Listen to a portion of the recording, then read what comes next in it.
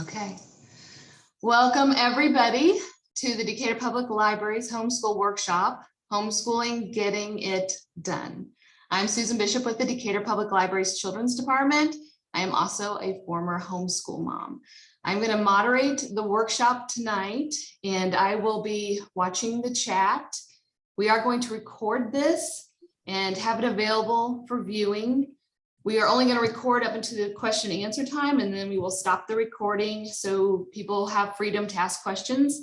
And Kathy's let me know that she may stop and take some questions along the way, and I will be watching chat and can convey those to her anonymously. So just someone is asking, so there's so that you have the freedom to ask a question if you feel comfortable in chat, and I'll just convey it to Kathy that way. So it is my pleasure to introduce Kathy Wentz. Kathy is a former secondary education teacher who chose to teach her own children at home. She homeschooled her children from birth to college, and along the way, she discovered that homeschooling wasn't as much about schooling kids at home as it was about having a more authentic family life. She's a member of the Illinois House. She became an expert in Illinois homeschooling. She also spearheaded the effort to create the first fully stocked homeschool resource center within a public library in the United States, which is celebrating its 20th year this year.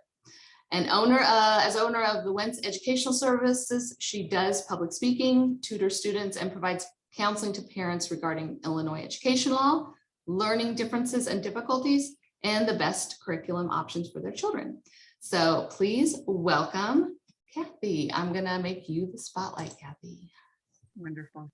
Well, thank you very much for the lovely introduction. I appreciate it.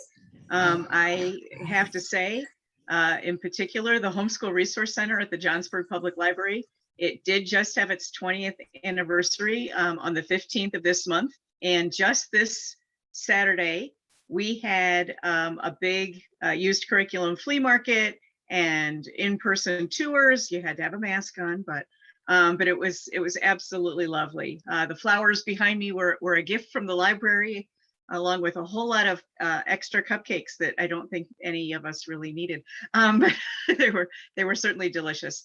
I hope that you all have a chance to visit your library. It is amazing how many things can be found through the public library system. I always say the only things you need to homeschool are a public library card and the internet. And I started homeschooling way back when the internet kind of wasn't really what the internet is today. And it was still very possible because I had a public library card. It is amazing how many people kind of get stuck in the, well, I need to have my curriculum all in place, and I need to have everything exactly as it needs to be in order to start school before I withdraw my children from school. And that's one of the things that I think is a big fallacy of what homeschooling really is, because homeschooling, for the most part, is trying to light the fire of education and motivation. As Plutarch said thousands of years ago, education is not the filling of a pail, but the lighting of a fire. And it is amazing how many people try to use the public school system's version of filling the pail. And they keep thinking that some curriculum, some magic curriculum out there is going to fill every inch of the pail exactly as it needs to be with no gaps. That curriculum doesn't exist. There's not a single school or curriculum out there that does not have gaps. And so I always encourage people to light the fire, to let the children find their own intrinsic motivation. And it is amazing what a great job you would do as a homeschooler with just that. But today is all about trying to determine how to get it all done. So I have a lovely mentor by the name of Stephen Covey. And Stephen Covey wrote a series of books in the 1980s, way back in the dark ages, called The 7 Habits of Highly Effective People. And then he wrote a whole bunch of them, 7 Habits of Highly Effective Families, 7 Habits of Highly Effective Teens, The 8th Habit, et cetera, et cetera. What he never wrote was the 7 Habits of Highly Effective Homeschoolers, because he was not a homeschooling dad.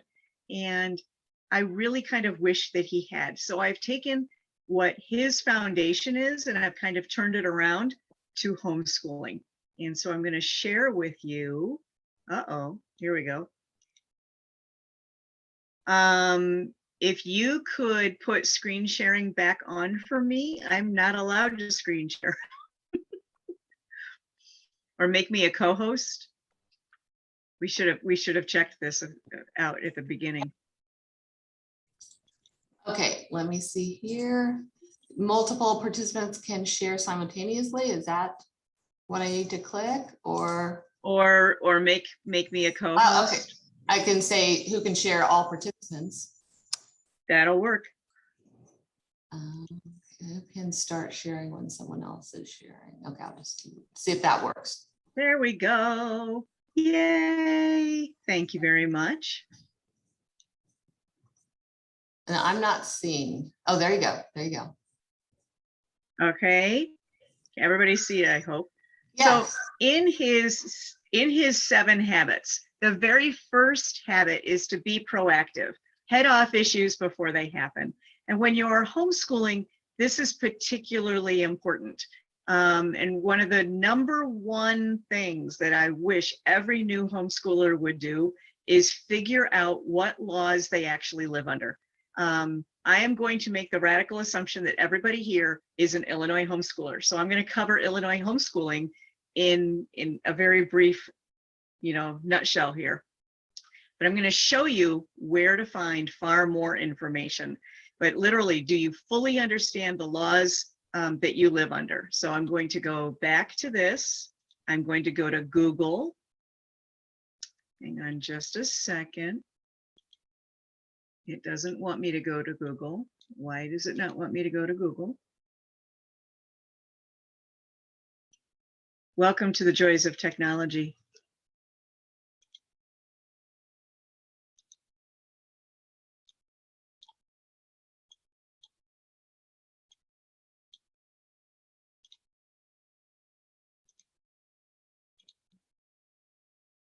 All right, and we're going to go to illinoishouse.org. And literally, Illinois is all spelled out, house, like what you live in, .org. And when you go to illinoishouse.org, you'll get several prompts. What are you trying to do? And this particular case, we're interested in getting started. So we're going to hit get started. And we're going to go to Illinois Homeschool Law. And this will basically help you understand what the law is for the state of Illinois. So #1,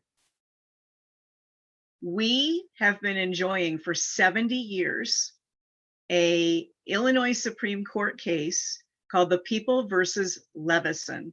The Levison family what basically said, no, homeschooling should be legal. I am not, or my kids are not truant.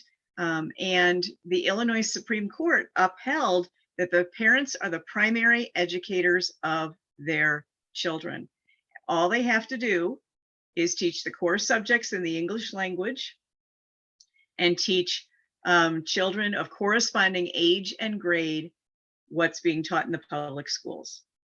Now that's difficult because what's being taught in the public schools, if you have a 3rd grader, there are usually 4 different reading levels in 3rd grade. There are some kids that are still decoding basic things and they are having trouble with easy readers. And there are some kids that have been reading chapter books for years and would be considered to be on the 6th grade reading level or 7th grade. So how do you teach reading of corresponding age and grade? You teach your child what's appropriate for your child to be learning. Same thing for math, same thing for history, same thing for every single subject. Whatever is appropriate for your child is what the public schools would be teaching them. It is also what you need to be teaching them. So again, you have every right to teach them, of course, what's corresponding age and grade as long as it's in the English language. Now, what's interesting here is you are, according to the Illinois Supreme Court, in private school. Because you are a private school, you enjoy all of the private school perks. Okay, that means that you get to decide what curriculum. You get to decide if there's going to be testing or not, because there's none required by statute. You get to decide what the graduation requirements are, because you are a private school. There are literally no state or federal guidelines for any of that for private schools in the state of Illinois. You are the beneficiary of 70 years of people keeping these laws clean and easy. All right. So academic requirements, basically there are none. Compulsory attendance does happen from the September after a child's 6th birthday until a child turns 17. But attendance is not defined in anywhere in the statute for private schools. You could go on a field trip, that's attendance. You could go to a park day, that's attendance. You could be sitting on the swing set, reciting your multiplication tables, that's attendance. However you choose to have it. It is not sitting at a desk for 5 hours a day, or there's no 180 days in the state of Illinois. Even public schools in Illinois do not have 180 days. So you can literally do whatever is correct for you. Teacher certification is only required for public schools. Standardized testing is not required. Yes, this does include, there is no 8th grade or 11th grade constitution test required for private schools. Do they still need to learn the subject? Absolutely. But there's not some magic test that they have to take, okay? There is no state accreditation required. A lot of people, when they're brand new to homeschooling, think that they need an accredited program. Interestingly, accredited programs do exist, but it's basically like a lot of money for nothing. You would pay for an accredited program for a 1st grader or a 2nd grader what a year of community college would cost. So if you don't need it, why would you do it? Because it won't make a bit of difference whether you're going back into the public schools or not until high school. The difference here is, or the situational difference here, if you have already been convicted of truancy, or you are court ordered to use an accredited program, that is different. And that is why those programs do exist, because some people are court ordered to use an accredited program. Think like a nasty divorce. Or if you have already been convicted of truancy, the judge that you are now being overseen by is not going to believe that you're doing homeschooling. So you need to use an accredited program. If you are a parent of, say, a 9th grader or a 10th grader, and you want them to eventually go back into the public schools and get a public school diploma, then absolutely use a state accredited program, or excuse me, an accredited program. The state does not accredit the state licenses.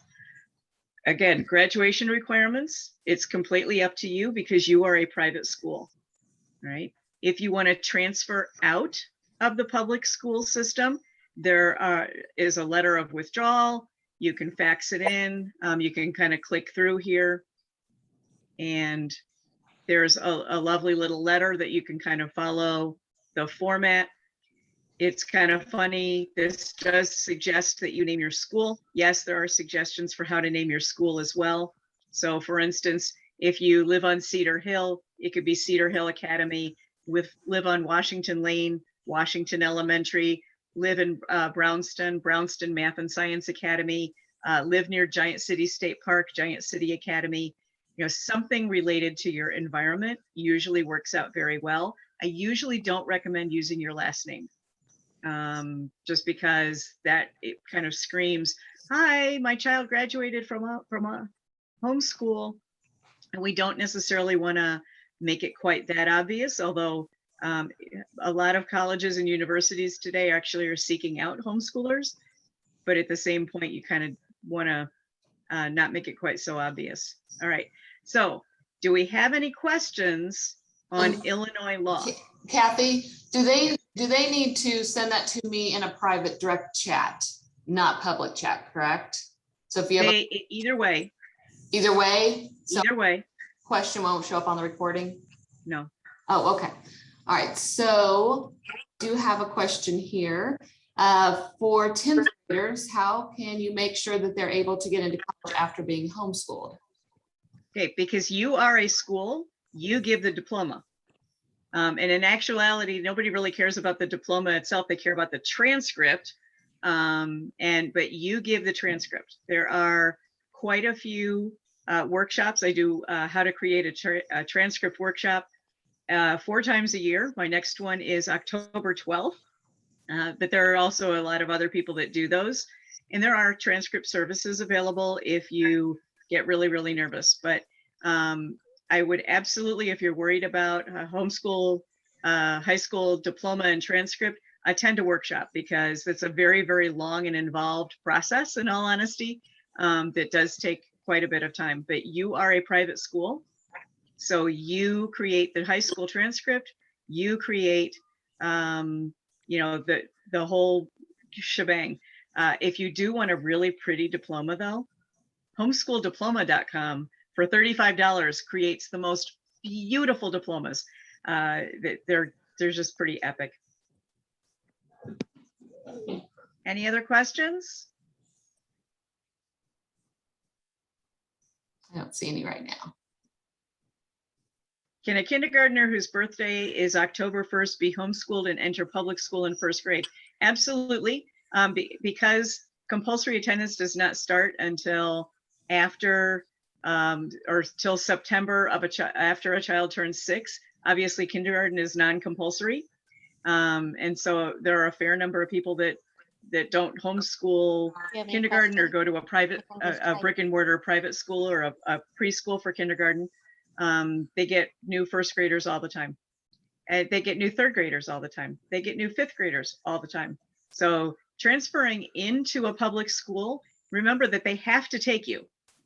And they are, there's a ruling that, and it's not law, but it is a rule that all children are supposed to be placed with their same aged peers. So if you have, for instance, a 3rd grader, and you're concerned that next year when you put them back into school, they're not going to be put in 4th grade, well, that would be breaking their ISBE rule, ISBE, Illinois State Board of Education. So the public schools are basically honor bound to place your child in the appropriate age and grade. They will test usually what reading level and what math level, just to make sure that they're put in the right one. Again, there are usually 4 or 5 different math levels and reading levels within every single grade. So they will test to make sure that they're put in the right group, but they absolutely will be placed with their corresponding age and grade. Any other questions?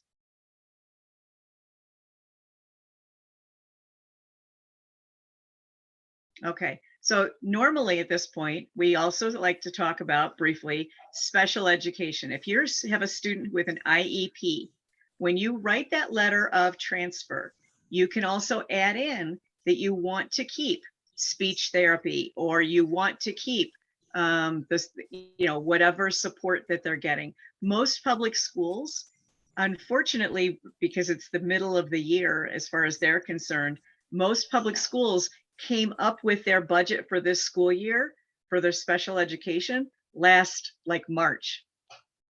February or March. So if I'm just going to say, if there's $10,000 in the special education budget and they had 10 kids that needed special education services, and they had 2 kids that were private school students and 8 kids that were public school students, $2,000 would have gone to private school students and $8,000 would have gone to public school. But you're now shifting that balance. The problem is the $8,000 is already budgeted. So now you're taking that $2,000 and you're stretching it out further. So you tend to get more limited special services. I do usually recommend going private if you can, simply to keep up a little bit better. But they are legally required to provide special services on your child's IEP if you choose to private school. It's just the level of services might be diminished. If you need to, I will put her name in the chat. And this is going to go to everyone. There is a lady by the name of Jean Kulczyk, Kulczzyk,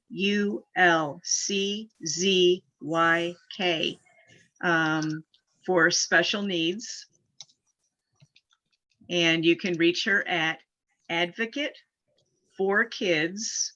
4 is the digit, Advocate for Kids at gmail.com.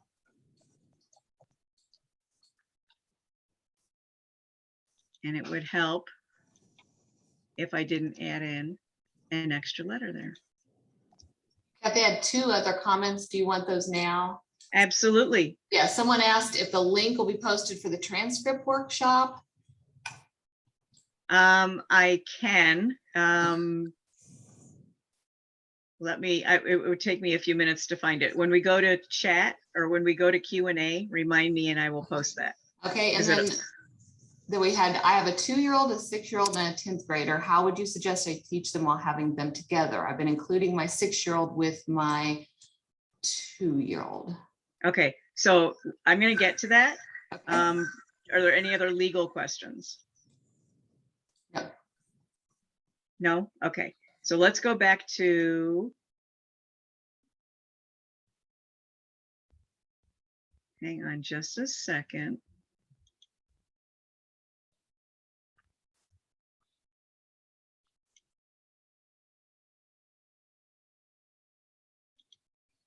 Oh my goodness. What is my computer doing? It opened up like every page. Hang on.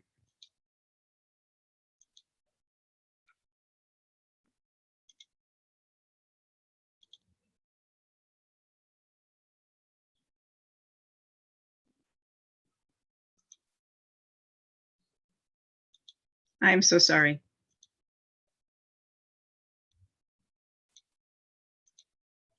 The joy of jumping around to Google. All right, so now that we've covered Illinois law, all right, have you found your tribe and have a support network? When you start to homeschool or when you've been homeschooling for a while, you need to find your tribe. You need to find other people who think like you do. And not all homeschoolers think alike. So some are very, very traditional, some are very loosey-goosey, and there's an awful lot of us that are somewhere in between. So you need to find your tribe. How do you do that? Most public libraries have a list or have connections. They know that, oh, you should contact this person, or this person, or they'll maybe have a formal list. I know that Decatur on their webpage has a formal list of homeschool resources. I know the Johnsburg Public Library, where I am, also has a list of formal resources. Please use that. Whatever social media platform that you are using, I'm sure that there are local lists in there as well. So please find your tribe, find your support network. This is particularly difficult if you are a wanderer. If you travel a lot, how do you find, what's going on? You kind of have to plan ahead. If you know that the 3rd Wednesday of every month is the skate party, you can show up at that skate party, but it doesn't necessarily help if you don't know. So you need to kind of get yourself connected, mostly on social media, so that you can figure out where everything is. Okay. And then, are you using materials that support both your educational philosophy and your students' learning style? And this is particularly important with homeschooling. And I'm going to scroll down a page or two, and you'll see here is that page from Illinois House. And then we go to educational philosophies. And educational philosophies are near and dear to my heart. I'm going to blow this up a little bit so that you can see it a little bit better. Right? Mommy, because not every homeschooler homeschools the same way. All right. Many people find that they start with school at home and then they move on. In fact, there have been studies shown that the average new homeschooler changes curriculum and philosophy 7 times in the first 2 years. This can be very, very, very expensive. This is why I say, just if you're ready to jump into homeschooling, just jump. Spend a couple of weeks deschooling, getting the school system out of your system. Go to the library, pick up books of interest, and de-stress for a little while you figure everything else out, because it's your child's physical and mental health that will suffer, or perhaps your physical and mental health that will suffer if you don't just make the change. All right. So educational philosophies, school at home. There are an awful lot of people who just basically reproduce public school at home. They use a prepackaged 3rd grade in a box, or 5th grade in a box, or 7th grade in a box. And these can be both virtual or in a box. So we have Abeka, ACE, Acellus, Calvert, Easy Peasy, Time for Learning, Khan Academy. All of those basically reproduce public school at home. In fact, many of them also offer an accredited version, because they know so many people want that comfort. It's the exact same curriculum, accredited or non-accredited, but one will cost you thousands more because they can make money doing it. Right? It's basically public school at home. We get to classical. Classical is the original liberal arts education. They believe in structure, in memorization, in dialogue, in quality literature, and in foreign languages, especially Greek and Latin. And classical education basically never uses textbooks, or never used to use textbooks. They really wanted quality primary sources. If you were going to learn about Abraham Lincoln, you would actually go and go to the Lincoln Museum. You would get copies of his speeches and read about his speeches. You would go to the library and get a biography about Abraham Lincoln. You would watch documentaries about Abraham Lincoln. You would not read 3 paragraphs in a textbook and call it a day. Right? So the approach is very, very different with classical homeschooling. And as I said, there used to be no textbooks. Nowadays, there are several authors that are classical authors that publish textbooks for classical homeschoolers.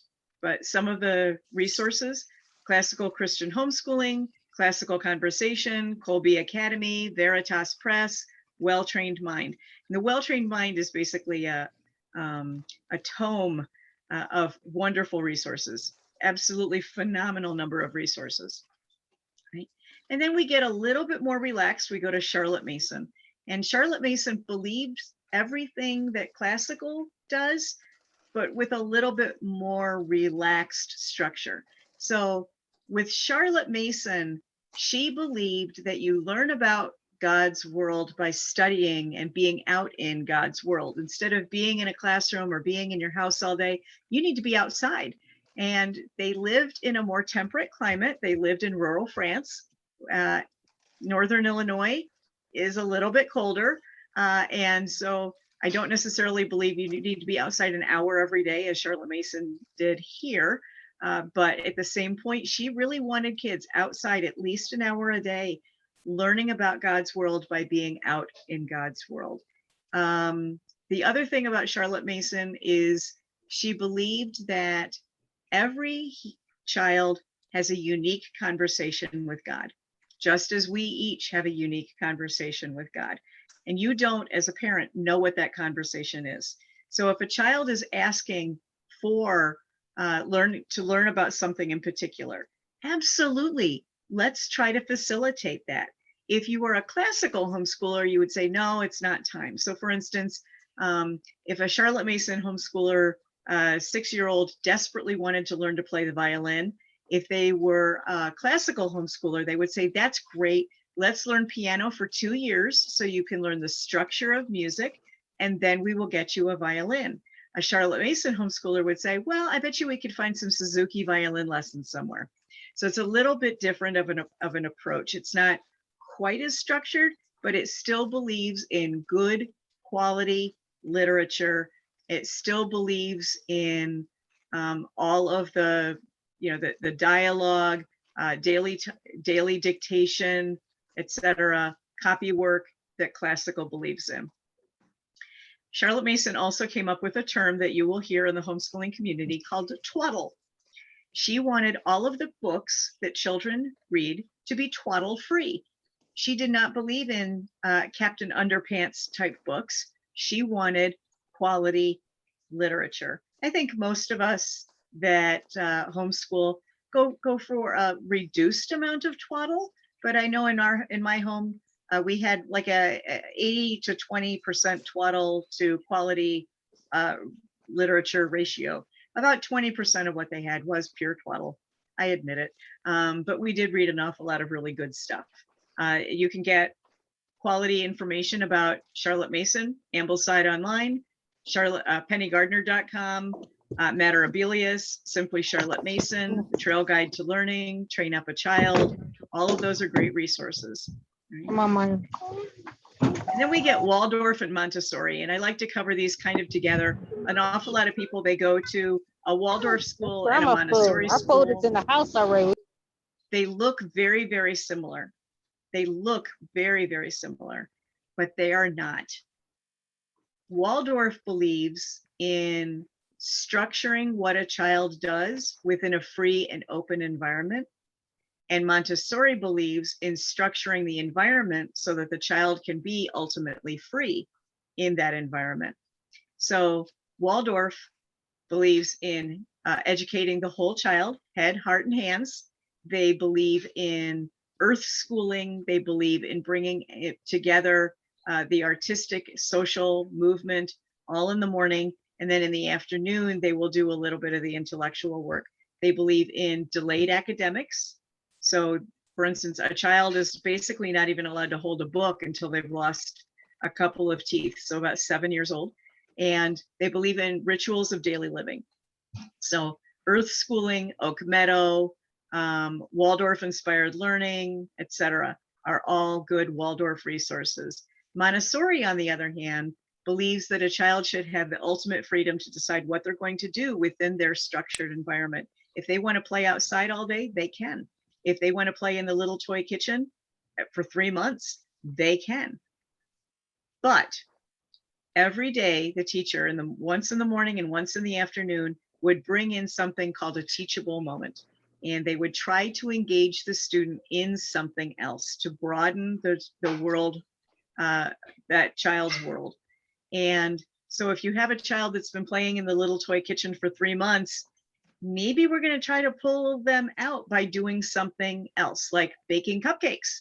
And tomorrow is Susie's birthday, so we're going to all bring out the lap harps and we're going to learn how to play Happy Birthday on the lap harps. Maybe we can get him into the real kitchen. Maybe we can get him to play on the lap harp. You never know.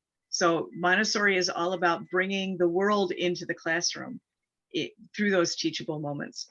But it's the child's choice whether they want to participate or not. Right? Unit studies. I personally believe that every new homeschooler should start out doing unit studies, simply because if you start out with a really structured approach and all of a sudden the parent comes to the child and says, open your book to page 14. What? You don't have that kind of a relationship, or you haven't had that kind of a relationship. And inevitably it leads to some butting of heads.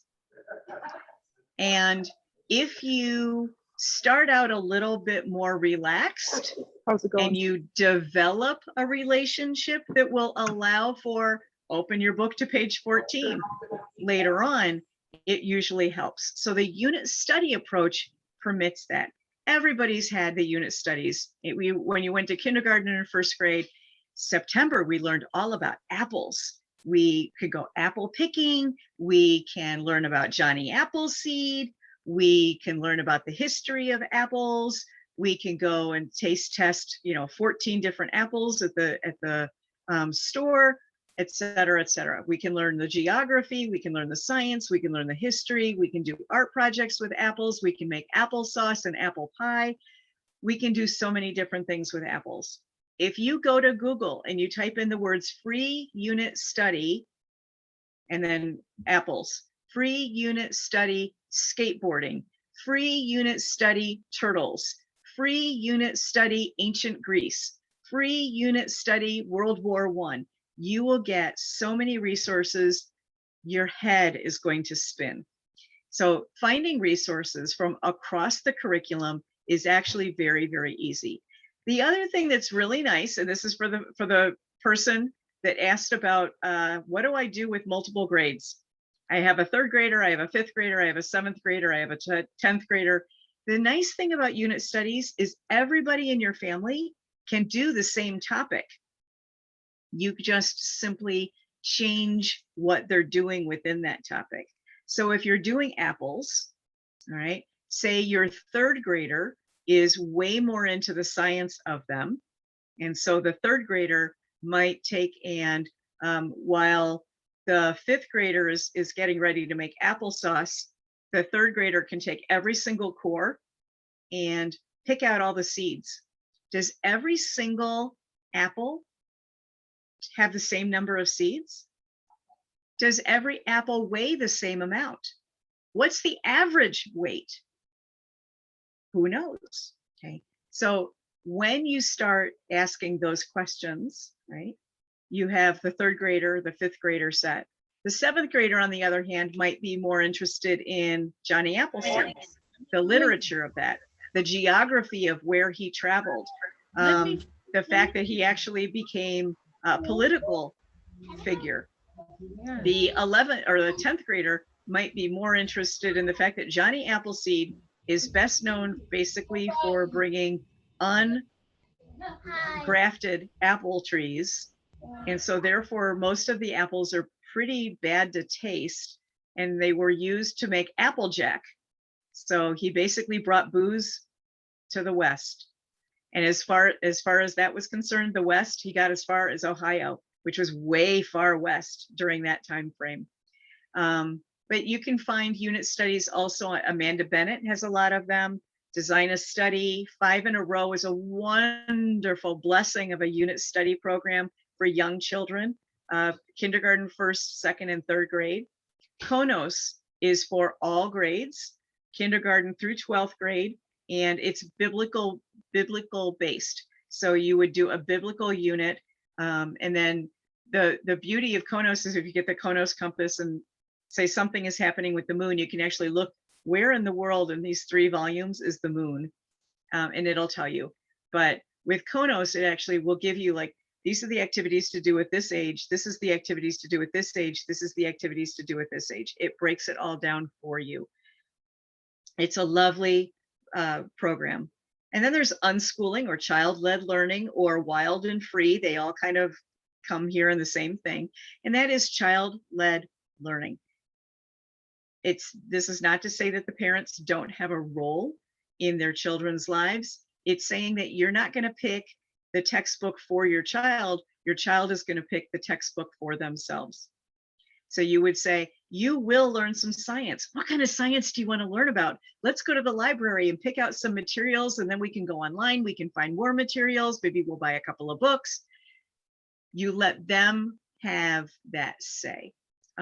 You can do the same thing with math. How do you want to learn math? Do you want to learn math through games? Do you want to learn math a literature approach like Life of Fred? Do you want to learn it from a traditional textbook? Do you want to learn it from videos where somebody's grading your input?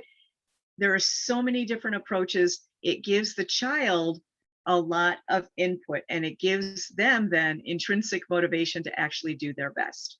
And so when you have child input, such as an unschooling or in a child-led unit study approach, what do you want to learn about?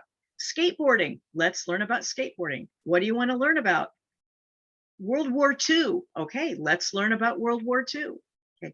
When you allow that, allow them to have a buy-in and allow them to choose their own materials, they tend to actually do a little bit better for you as far as doing their best work. And this is really, really hard when you're homeschooling, getting them to do their best work without butting heads. And we really, really, really need to not be butting heads, because when you are homeschooling, you cannot lose. and I say that lovingly, the easiest thing to do is to say, you have to have chapter 7 read by Friday. Well, what happens when they don't?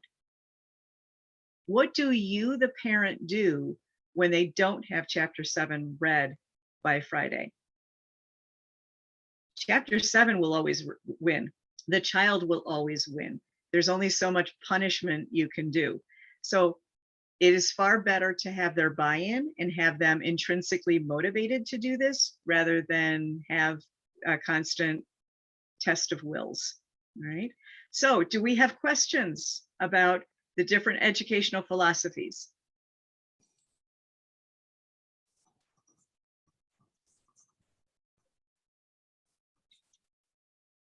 I don't see any yet. Okay, here's one. Yep. Any advice on how to homeschool a child with autism and ADHD who has a very short attention span, less than 5 minutes per activity, and can only tolerate less than 30 minutes of learning a day? Child is 6 years old, but 2 years old developmentally. Games. It's got to be games. Games are the only way normally of really getting them involved. There's a series of books, and they're a little bit old now, but they usually can be found still in the public library system. Maybe not at your public library, but definitely look in the library system WorldCat. And it's called Games for Learning, Games for Reading, and Games for Math. And they are just that age group and that ability level. Some of them are very, very simplistic. Some of them get a little bit more difficult. Oh, and there's also Games for Writing, excuse me. And the author's name is Peggy K, K-A-Y-E, Peggy K. If you go to buy them, you have to go look at Margaret K, because she's in the system as Margaret K, all right? But Games for Learning, Games for Math, Games for Reading, Games for Writing by Peggy K, K-A-Y-E. And those games, literally, they last 5 minutes, maybe 10.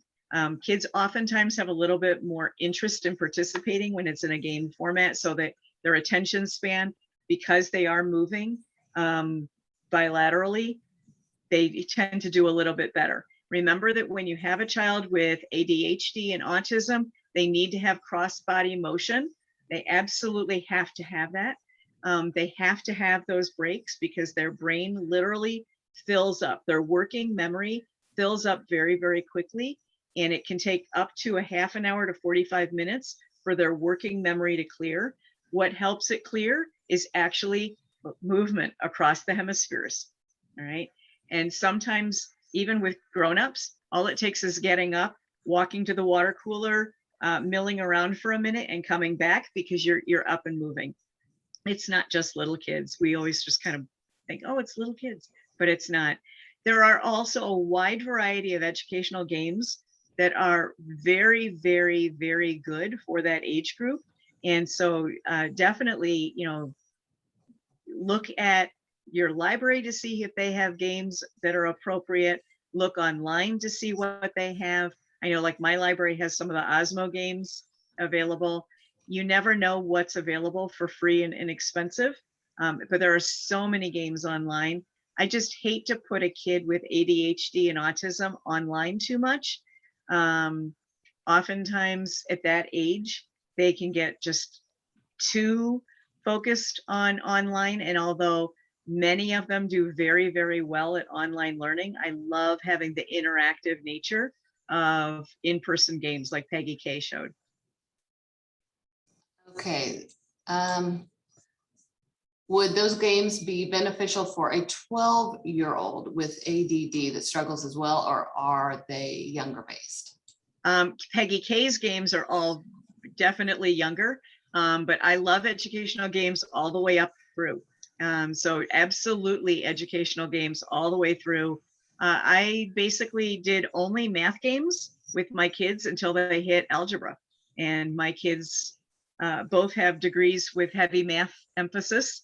So obviously we still have conversations about weird math topics because math is definitely something that it applies to everyday life. And they realize that because we played so many games. The more interactive you can get, especially with kids with ADHD, the better off you are. So it would, at 12, they could be at a lot of different levels. But for reinforcement, there are so many games out there.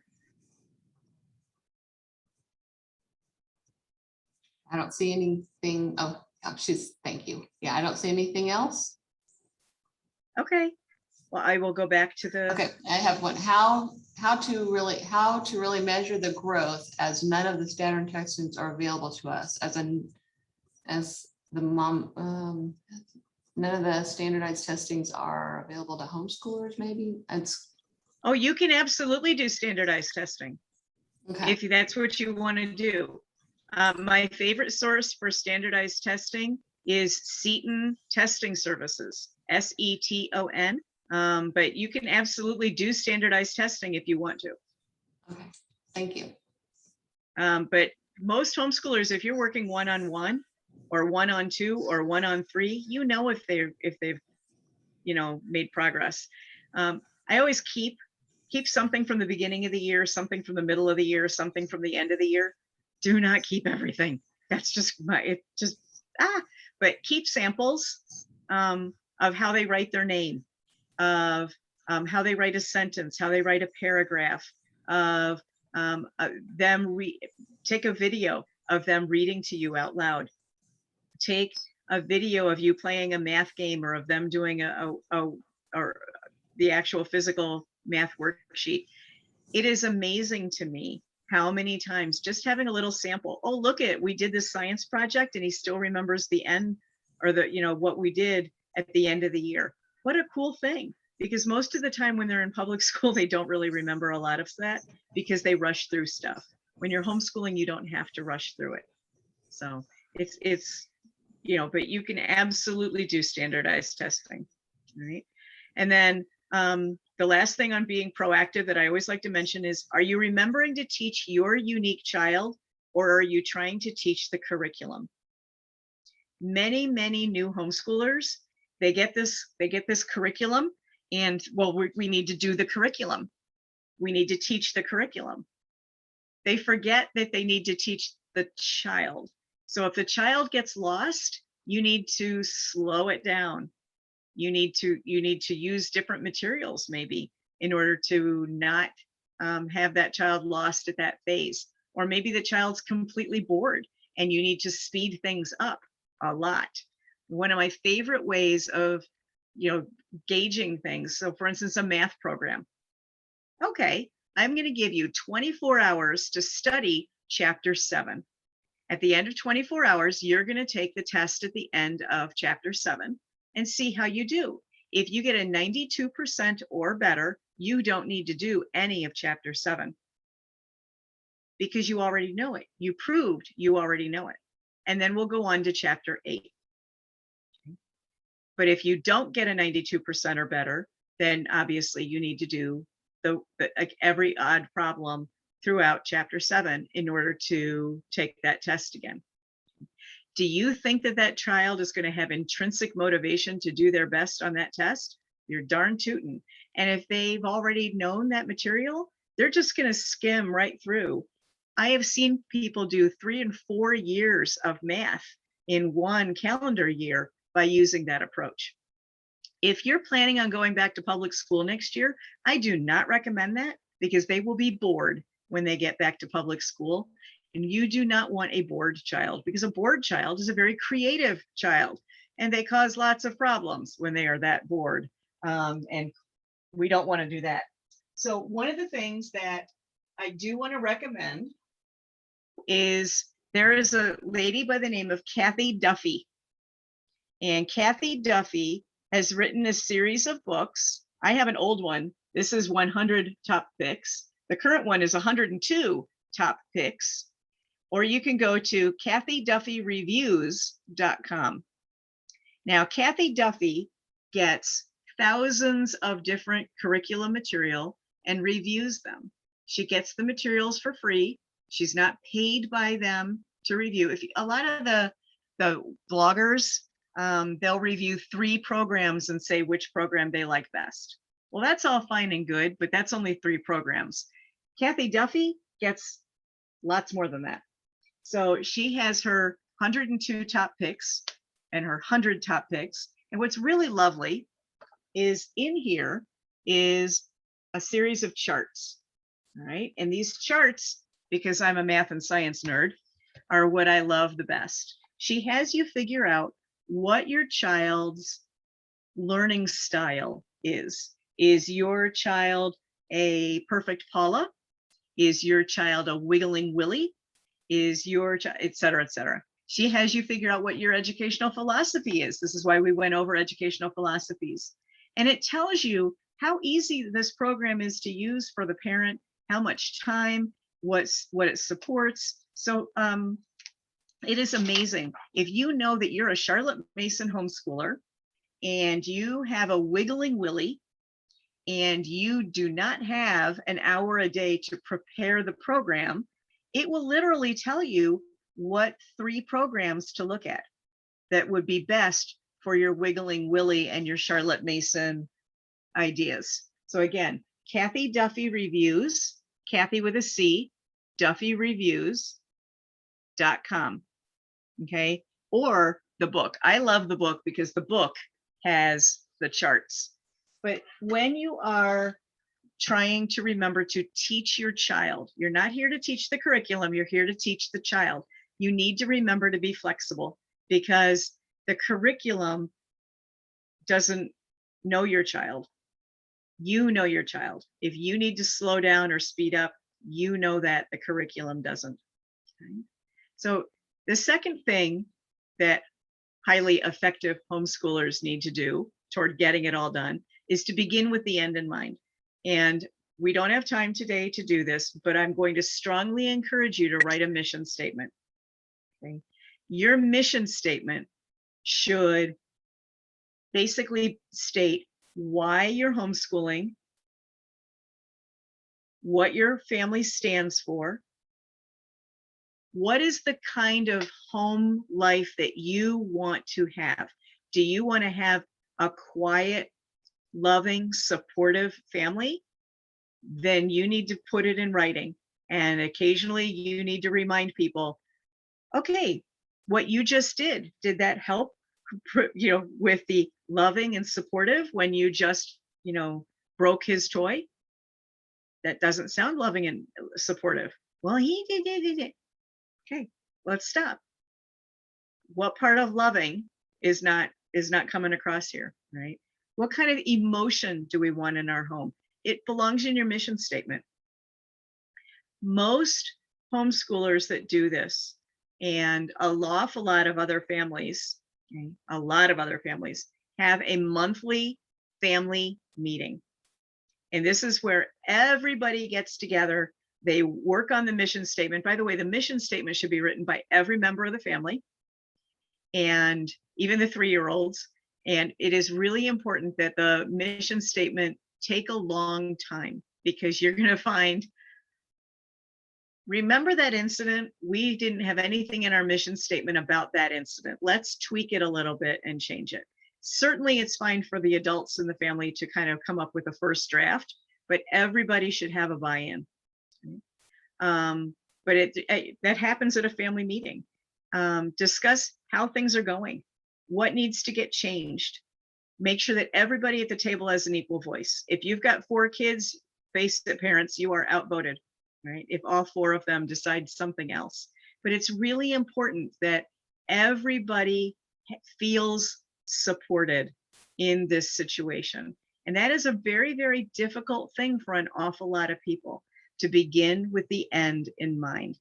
If you ever read Stephen Covey's real books, his begin with the end in mind is he wants you to write your obituary. What do you want people to say when you die? And how do you get to the point where they're going to say that? What do you need to accomplish in your life in order to do that? So part of beginning with the end in mind is think about your children at 30. Think about your children at 40. Who do you want them to be? Can you envision what kind of adults you want them to be? And how do you get there? That belongs in your mission statement. It's a difficult process. It takes months. Don't again, think you're going to get it done overnight. All right, we already covered this. All right. Putting first things first becomes really, really important.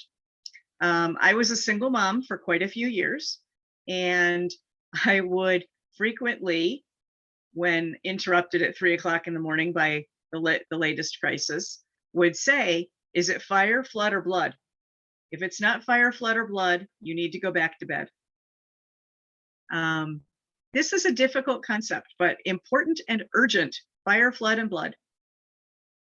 There are a lot of things that are important, but that are not urgent. And because they are important, but not urgent, urgent always takes priority, right? Not necessarily. We need to think about this. Homeschooling is important, but it's not urgent. Therapies, relationships, home repairs, eating healthy food, working out. Those are all very important, but none of them are urgent. So they tend to get backburnered. Unimportant but urgent: phone calls, emails, laundry, dishes, most appointments. Oh, they're urgent. They're urgent. We go running around after those urgent things, even when they are relatively unimportant. Unimportant and not urgent: craft projects, video games, sports, watching TV and movies. I'm not saying that we shouldn't do these things. We all need to do these things for our mental health. But at the same point, they're not important. Okay, they're also not urgent. Where do you want to be living? Where do you want your time to go? Most of us should be living in quadrant 2. Okay, homeschooling, therapies, relationships, home repairs, eating healthy food, working out, those things. We try to eliminate a lot of the non-urgent things. Okay. It's very, very difficult, but being able to identify the things that are important and not urgent so that you can better prioritize them makes a world of difference. Fourth on his list is thinking win-win. And this comes with this is building relationships with your family and others. Mutual respect is key. If your kids don't respect you, they're going to fight with you and argue with you. If you don't respect them, you are going to basically think that you get to rule the roost, running right over the top of their individual specific needs. We didn't have kids to do that. We had kids because we wanted to raise the next generation. We wanted to be with them. So mutual respect is key. A win for everyone is always a better long-term solution. If one person wins and the other person loses, it doesn't help anybody. Somebody's always whining, I lost. Why did mommy get to do that when I didn't? Right? Why does mommy do that? Why does daddy do that? Why does brother do that? Why does sister do that? Okay, I didn't get that. It's very frustrating.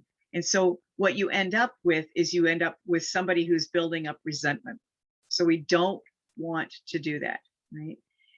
Thinking win-win is where everybody gets to win. So for instance, you want to do math first thing in the morning because it's the hardest subject, might take the longest, and you think is the most important subject. Your child at 11 years old, however, is not awake first thing in the morning. In fact, at 11 years old, they're probably not really awake until about 11 in the morning. So how do we win when we have somebody who wants it done first thing in the morning, but another person who's not awake enough to do it first thing in the morning? Can we compromise and do it at 10? Can mom compromise and do it at 11 and maybe start the 11-year-old's school day at 11 o'clock?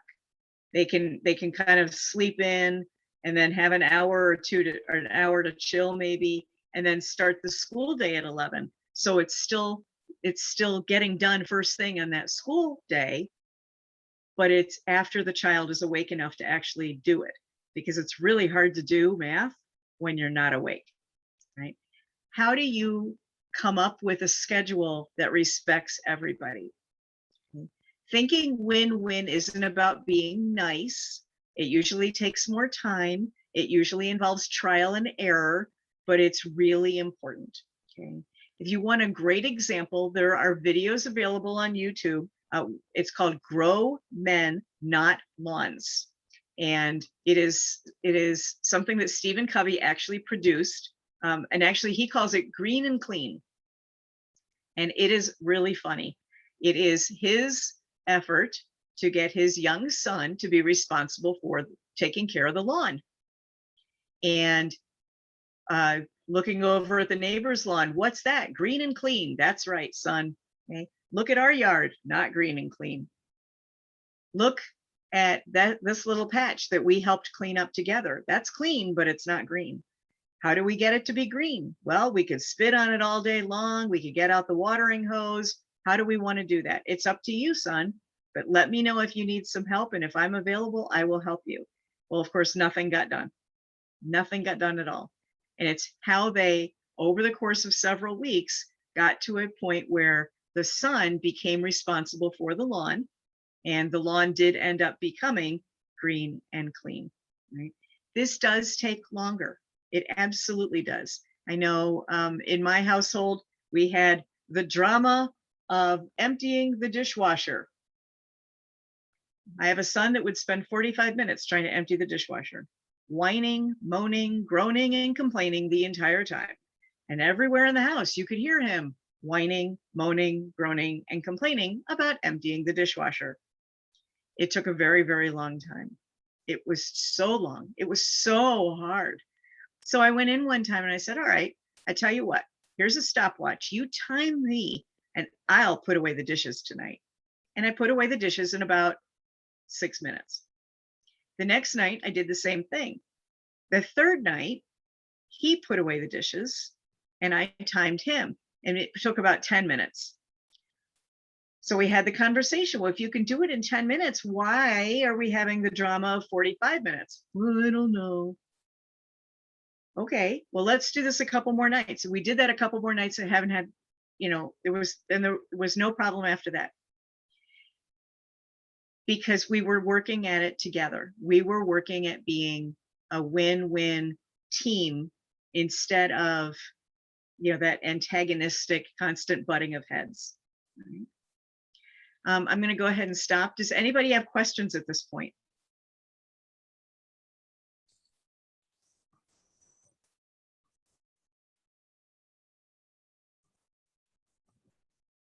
I don't see anything in the chat.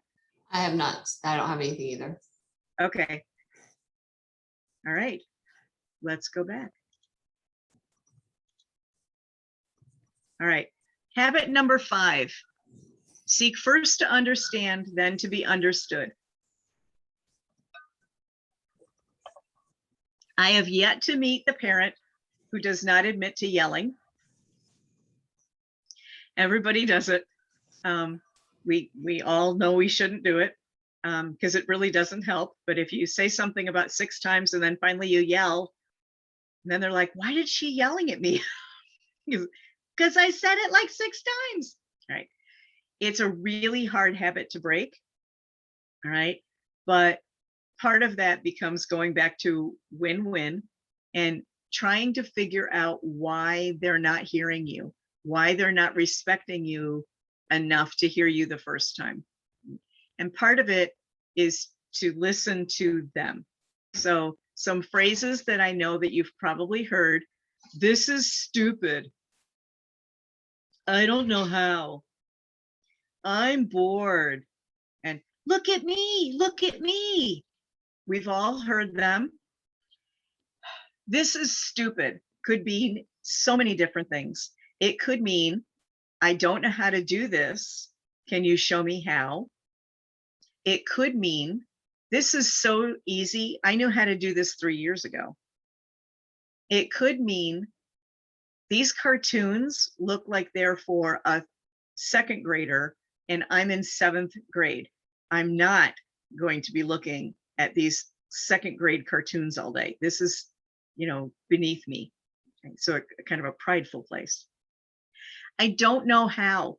They might not really know how. On the other hand, they might need some help. Okay. I'm bored.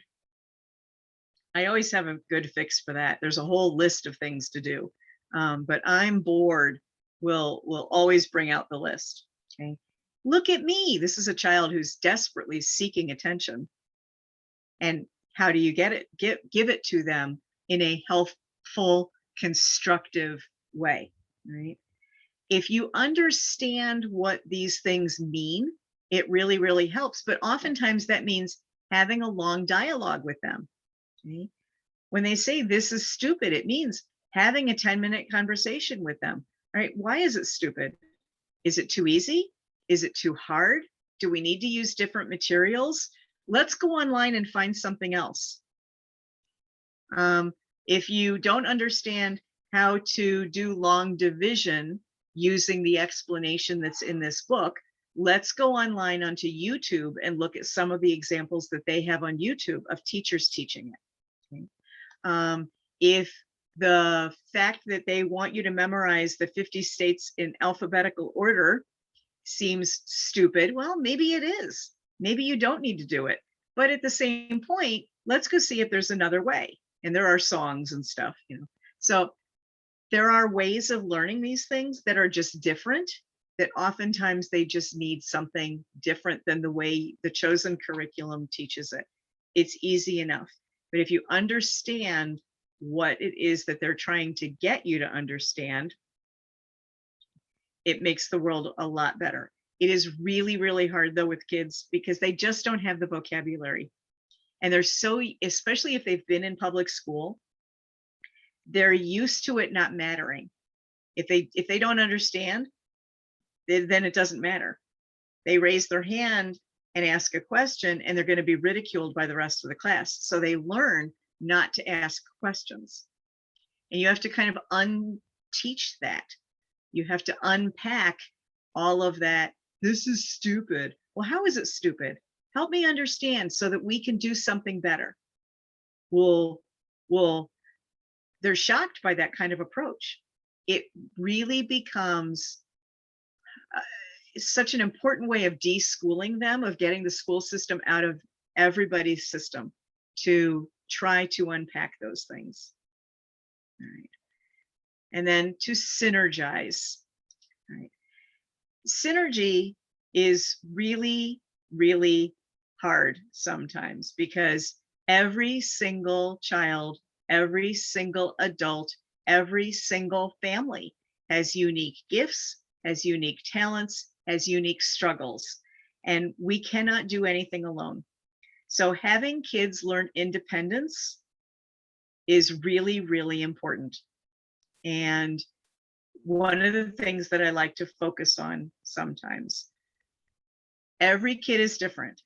Some kids need a list that they check off of what do I need to do today? They check off the list, they're done. Other kids want to learn just what they want to learn about, that's fine. Other kids, they can't focus with that. I always like to bring out a workbox.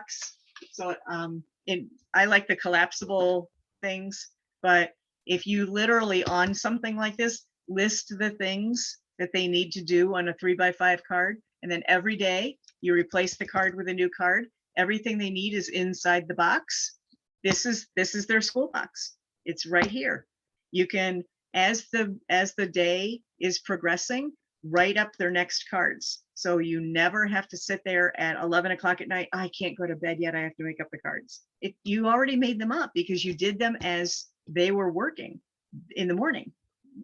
When you have a child that just needs that checkbox, sometimes it's really nice to get a curriculum where they just have that checkbox.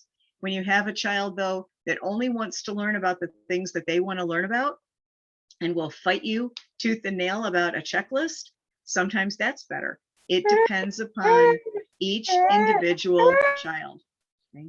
I'm a big one for age-appropriate chores for the entire family. In my family, if you were 7 years old, you had 7 chores. If you were 11 years old, you had 11 chores. If you were 15 years old, you had 15 chores. And every year or on your birthday, you got a new chore. but you also got to switch one chore that you didn't want anymore. Right? So if your job was to clean the bathroom once a week, you got to switch off of that. Now, a lot of people think that I'm kind of crazy because we did chores for an entire year. And the reason we did chores for an entire year and didn't constantly switch is because if you constantly switch, you're constantly teaching how to do the chore to the next kid. And if you have the same person cleaning the bathroom for a year and the bathroom is a pit, you know whose fault it is. If you have the same child mowing the lawn for the entire summer and there's weird patches everywhere and it looks horrible, you know whose fault it is. You know that new training needs to happen for that one person. It's not, you can't just sit there and say, well, he did it last week and I did it. There's none of that. When you have kids doing age appropriate jobs around the house, they become more invested in keeping the house nice. They become more invested in how the family functions. And it also really helps the parents because you're not having to do everything. There is no reason why by the age of 11 or 12 years old, they can't be doing their own laundry. There's no reason why that they can't be mowing the lawn. There's no reason why somebody else can't be changing out the light bulbs. Right? These are all age appropriate chores. And there are entire lists of them. Here's one attached to the packet that you're going to be getting later on.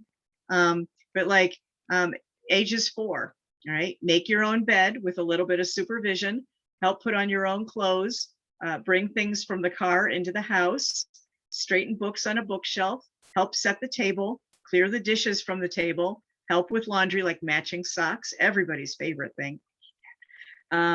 Getting the mail from the mailbox, helping to water the plants, helping to feed the pets, etc. These are all age appropriate chores that they can do around the house, and they should be helping, especially if you have any kind of a busy day. And most of families have a very busy day because most parents, they're dealing with not only homeschooling, they're dealing with their parents. So you're in the sandwich generation.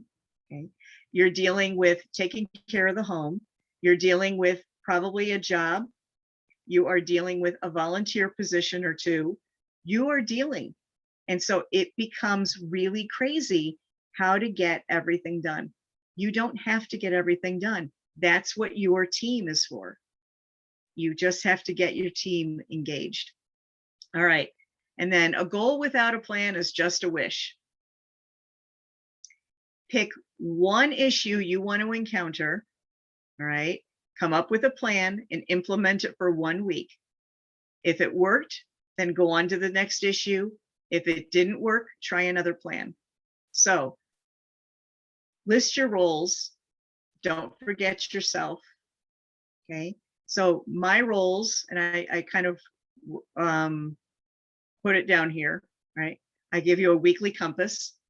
So you have taking care of you, taking care of your family, taking care of your friends, taking care of your home, taking care of your car, taking care of your garden, taking care of your finances.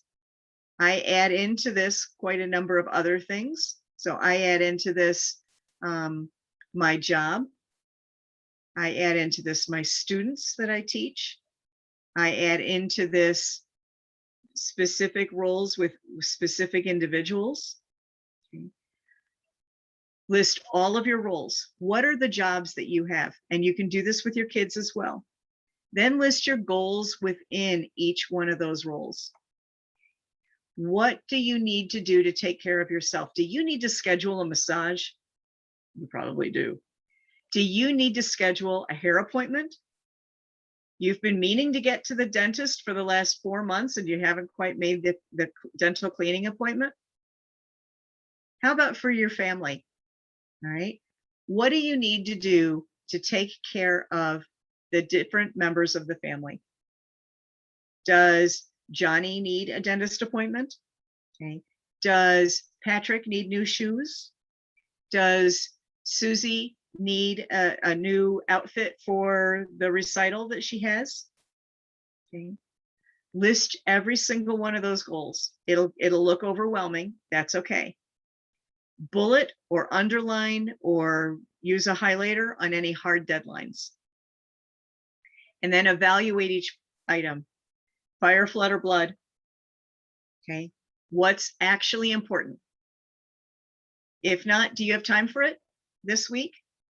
So for instance, I just got the sticker for my car. It doesn't need to be on there until the end of October. Do you think it got done today? It did not. Why?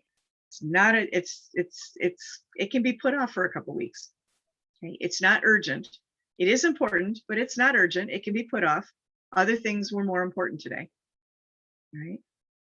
No matter what, in the midst of all of the other stuff that you're doing, plan to spend downtime with the kids.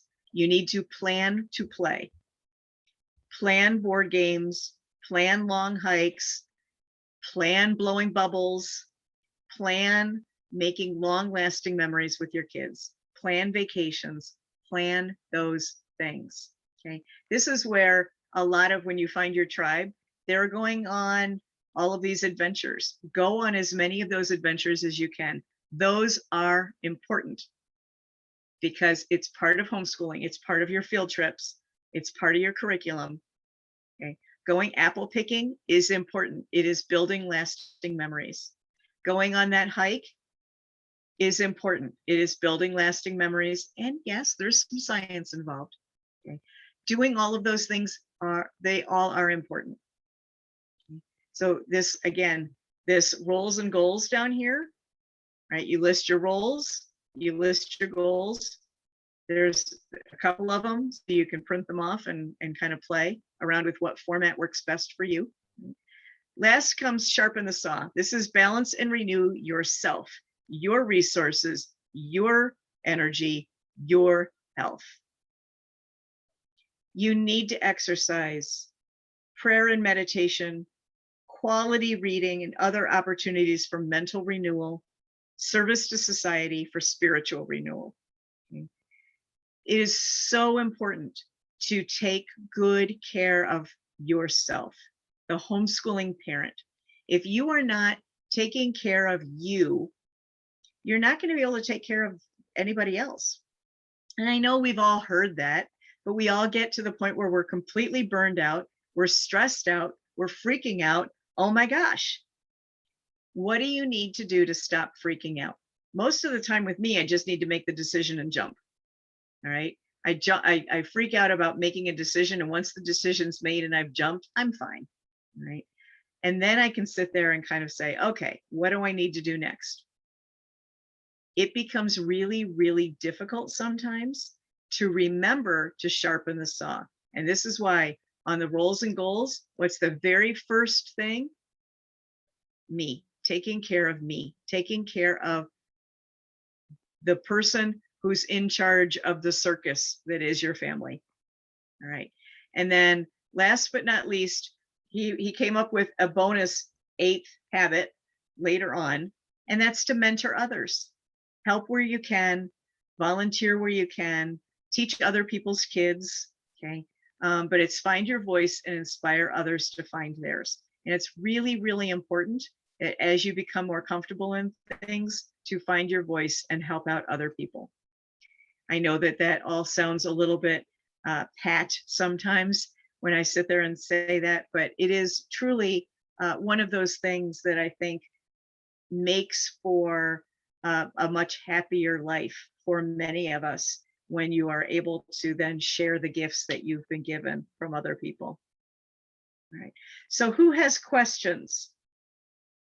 I see only one in the chat right now.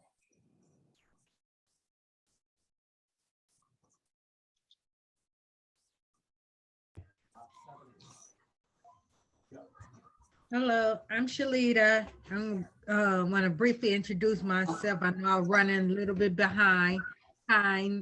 First of all, Ms. Kathy, thank you for your mentor. I finally sent my son the withdrawal letter from school. And we visually is trying to ease the deschooling, and I asked him, because with the ADHD and autism, is it more best to do the child lead? And he said he wanna, cause he like global aspect, Hebrew. Do you have any recommend on how to teach, like maybe basic alphabets, how to speak? Like where should you go, like to look if they want to study languages? Kathy, do you want me to finish the recording now? Yeah, let's go ahead and stop the Okay, recording. I thought maybe you're just taking questions for what we had just gone over. So before we're going to move on. It's all right. Questions, but I am going to just thank Kathy for everything you've shared with us tonight. It's been wonderful. I think everybody can agree. We are going to stay on for questions for Kathy to answer. I want to thank everybody for coming, and I'm going to stop the recording.